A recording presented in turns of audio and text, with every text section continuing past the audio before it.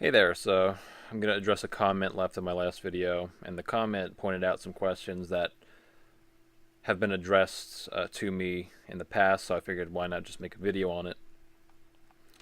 And the comment is as follows. Hello, I would like to know how you did find a purpose in life, being aware of today's world as it is. Except for awakening the masses, I find it difficult sometimes to find a place and not staying alone, even thinking about the future, etc.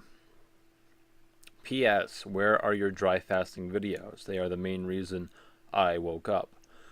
Well, to address the first part of the question, I would like to know how you did find a purpose in life, being aware of today's world as it is. And,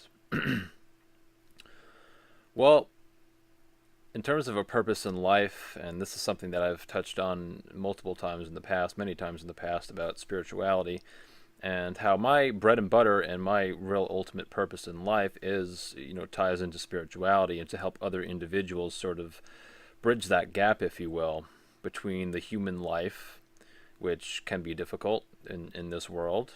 It has its challenges, and its questions and its concerns, if you will, to put it in that way, and bridging that with spirituality, with our essence as individuals, as soul. And yeah, that's going to rub some people the wrong way, but I ultimately don't really give a crap, because it's who and what we are. So my purpose is really a matter of it's tied in with my essence and my identity, in terms of what I've known, what I've come to experience and understand about life and this life, and again how it relates to spirituality, and also how it doesn't relate to spirituality. So yeah, finding a purpose in life is just like, just like spirituality. It's a very individual thing, and it's something that we have to define and forge a path ourselves. So yeah, that's pretty much that. Not going to get too much into detail in this video. Things I could talk about, for hours, really, if I really wanted to. But I'll just move on for now. Except for the next part of the comment is, except for awakening the masses, I find it difficult sometimes to find a place and not staying alone, even thinking about the future, etc. Well, in terms of awakening the masses, yeah, that is a secondary goal of mine. It's not, you can have multiple purposes in life, and like I said, my primary purpose is really spirituality and helping others to sort of, like I said, bridge that gap. But in terms of awakening the masses are not going to be awakened, I don't think. I don't think the masses were ever really truly awakened. The masses are asses, and they always were, and it seems like, unfortunately, they always will be. So the truth is not for the masses. So it's not really about awakening the masses. It's about, again, finding those, what I call the ready individuals, the people who have these inclinations that something just isn't right about the world, and feel that maybe perhaps they're in this world but not of it. A lot of times I feel like I'm just trapped inside of a retarded human, and I don't know how I got here or why I got here. And but yeah, it's kind of a funny sort of interface that we have here with the whole human experience.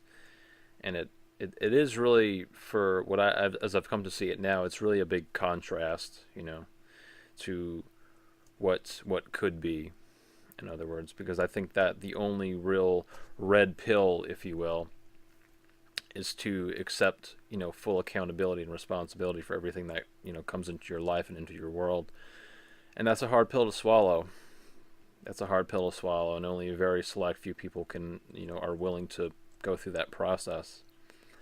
So yeah, I find it difficult sometimes to find a place, yeah, and not staying alone, even thinking about the future, etc. Well, the future isn't a real place. There's only the here and now, and that's why it's really important to address and understand where you're putting your attention. Really, right? right? I mean, in the here and now, it's really the only place that's real, that really actually exists. And it, it sounds like some, woo-woo shit or whatever, but it's really true. The future and the past, they're not actually real places. They're just ideas. They're concepts. So respect yourself enough to respect where you are placing your attention and how you're spending your time, and where you spend your attention is ultimately how you spend your time. So pay attention to where you're paying attention. I made a video on that, pretty recently, and it's really important. It's really crucial. It's time that we can sort of reevaluate, reassess where we're actually spending our attention, because that's ultimately how we're spending our time. We're told that time is your most valuable asset. It's really your attention, because your attention, like I said, is how you spend your time. So, yeah. To find a place, to find a place and not, I find it difficult sometimes to find a place and not staying alone. So I think that this individual is just saying, I don't think they're a native English speaker. Maybe English is like a second or third language to them or something. But what I'm thinking is that they're talking about being alone and these sorts of things. And in terms of being alone, there's a difference between being alone and being lonely or feeling lonely. We are ultimately, as individuals, alone, because we are a sort of perspective and reality unto ourselves. So my perception, my viewpoint is that I am alone, and I always have been alone and always will be alone. But you could say we're together in our aloneness, but that's getting kind of, whatever. But yeah, so that's that. I've spoken about MGTOW and these sorts of things, and with relationships, and I've come to grips with the fact that I might, or the possibility that I might be spending the rest of my life alone. And there's a part of me that aches when I say that, or when I think that, or consider that as a possibility. And I'm not sure that, well, I know for a fact that the majority of women, and the majority of people in general, just really don't, they're self-interested, and they're not really very sincere. You hear a lot of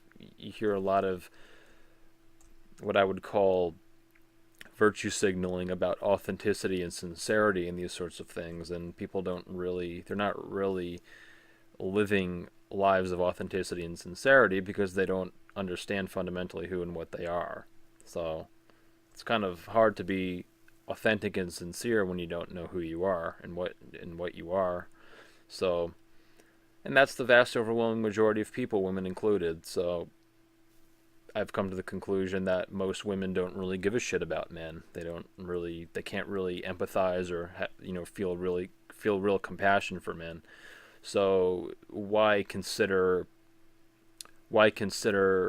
potentially trapping myself in a sort of relationship situation with somebody who doesn't empathize with me or sympathize with me, or has the ability to feel compassion for me?